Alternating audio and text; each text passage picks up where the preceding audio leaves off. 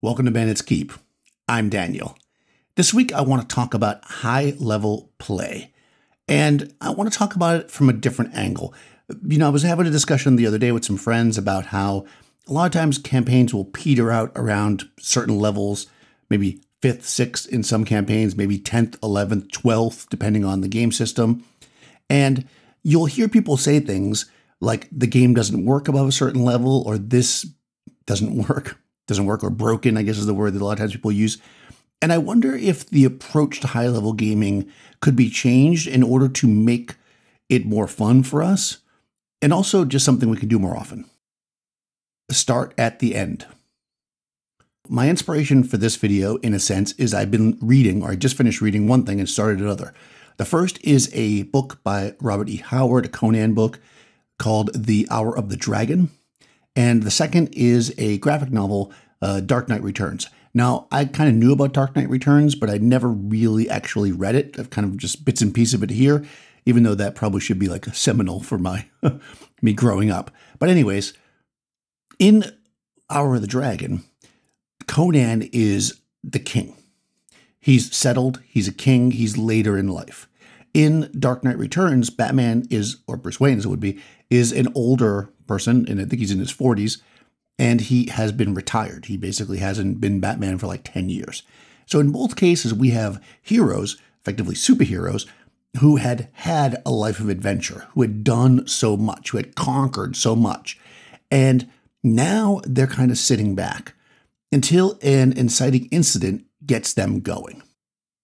Give them a reason.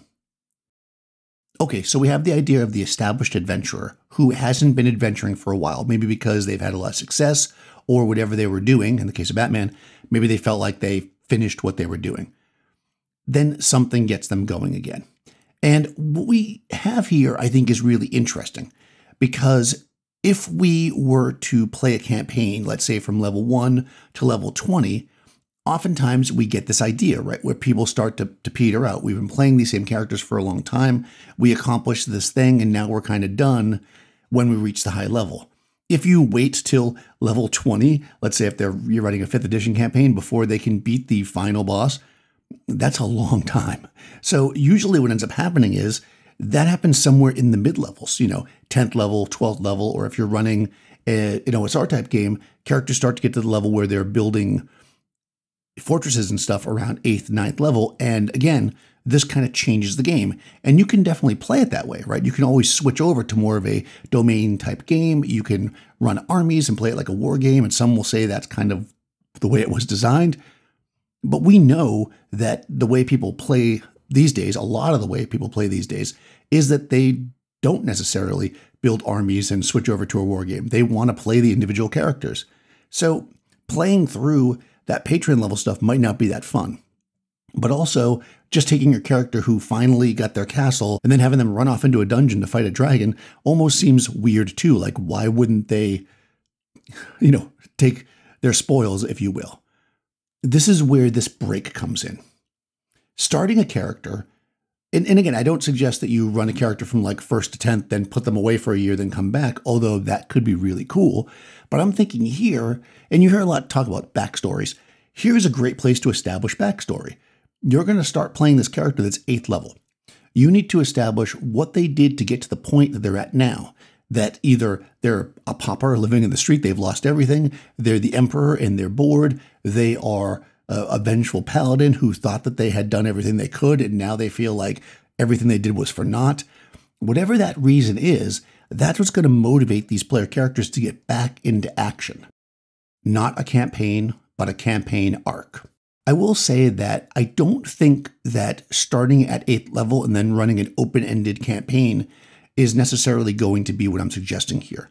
What I'm thinking is more like, you're starting these characters later in their life. They've got some experience. Maybe even, they've lost a little bit of what made them powerful because they've been retired or whatever.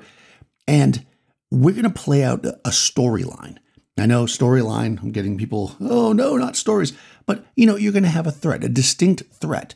When I start a 1st level campaign and people have very basic backstories for their characters, like my character came from the hills, my character was a blacksmith, The sandbox allows us to build the background, build the story as we go. I think this I would run a little bit differently. We've already got a background. We already have some established ideas. So being a little more focused, again, a defined threat. So something like this person has returned or this thing is happening is a good way to go. So without spoilers, really, or minimum spoilers, in the Conan story, effectively, he is betrayed. This happens a lot in Conan stories, and needs to fight to regain what he lost. In the Batman story, he's looking 10 years later, and he's like, nothing's changed. If anything, it's worse. So here's our deal. In this campaign or campaign arc, we need to solve those problems, and that is the arc. So now I've not finished, and I know that Batman is still out there, so I'm assuming he didn't get rid of all crime, but you're going to come back and you're going to do the thing. Maybe as the avenging paladin, you come back kicking butt as an old guy or lady, but then after a while you realize I can't fight forever. So maybe I need to start a group of paladins who can spread out and we do something like that. I don't think that's what happens in the Batman story. Again, I just started it. Or in the case of like a Conan story, you need to regain what you lost. And once you do, there'll be a little bit after that, but basically that's the end. So this is, again, more like an arc. You're not defining that this is going to happen, but everybody has set goals. And once they accomplish them, they kind of go back to where they were. It's not like the king is going to go, you know what, that adventure was fun, so I'm just not going to be king anymore. That's probably not the case. Building the characters.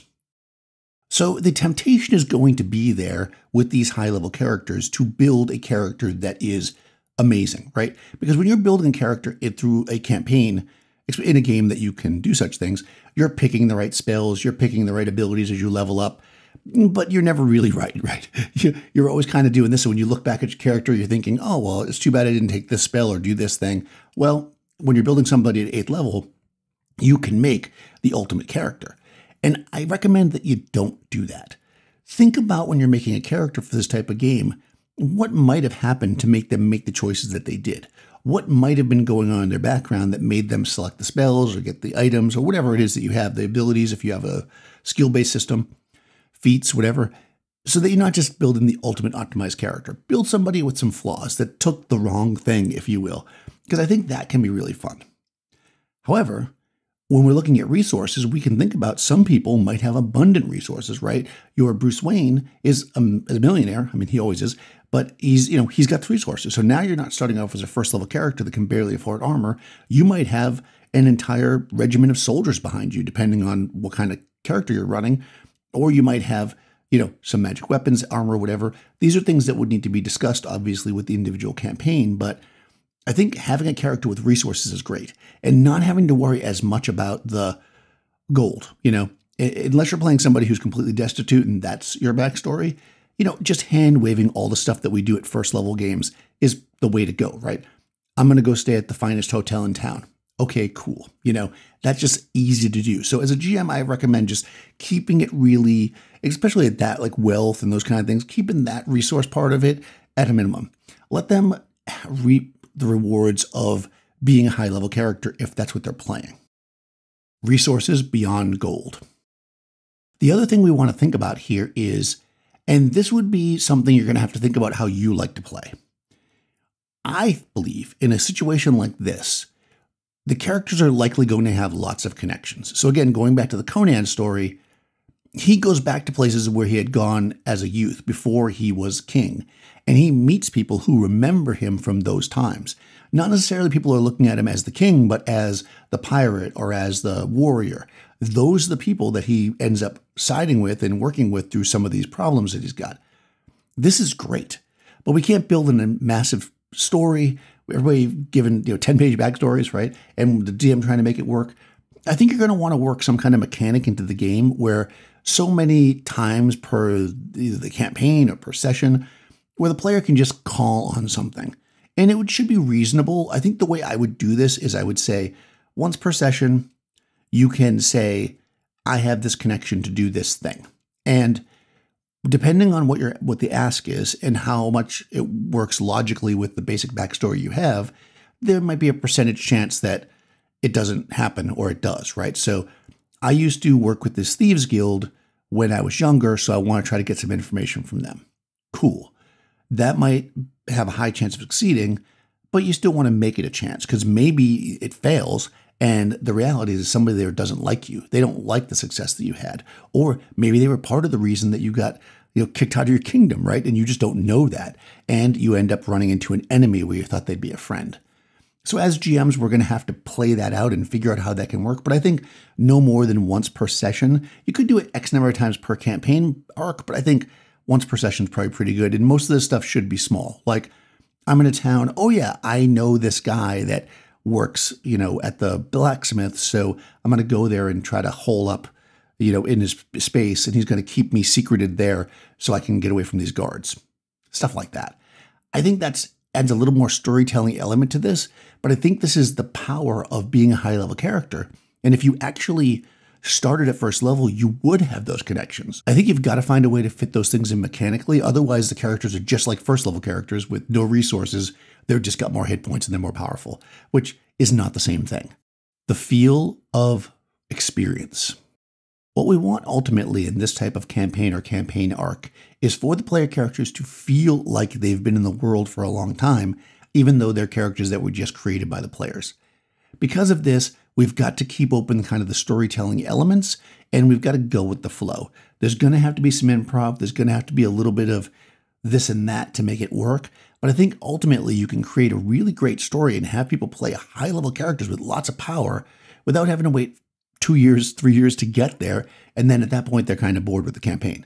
Here's something fresh. Here's something that they've never seen before. It's just like a brand new first level character, except they're high level. They've got that magic sword already, or this army behind them. They've got the resources. They can come in there and they can kick some butt. That to me would be really fun. Play the characters as if they're experienced. Play the characters as if they have a past.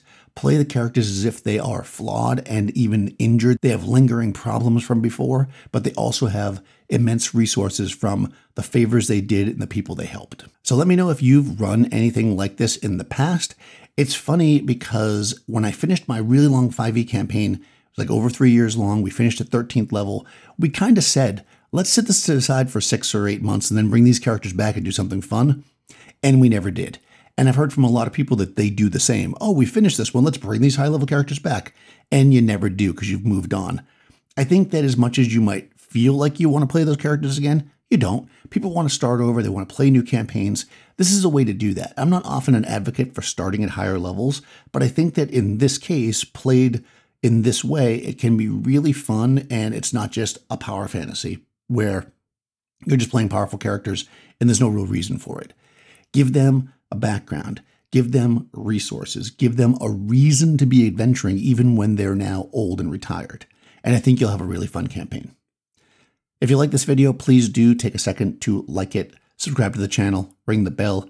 Also, check the description below. You're going to find a link to my Patreon if you'd like to support the channels, and also to my Discord server. Lots of great chats going on over there about RPGs, designing games, running games, playing games, all kinds of fun stuff. Anyways, I'll talk to you soon.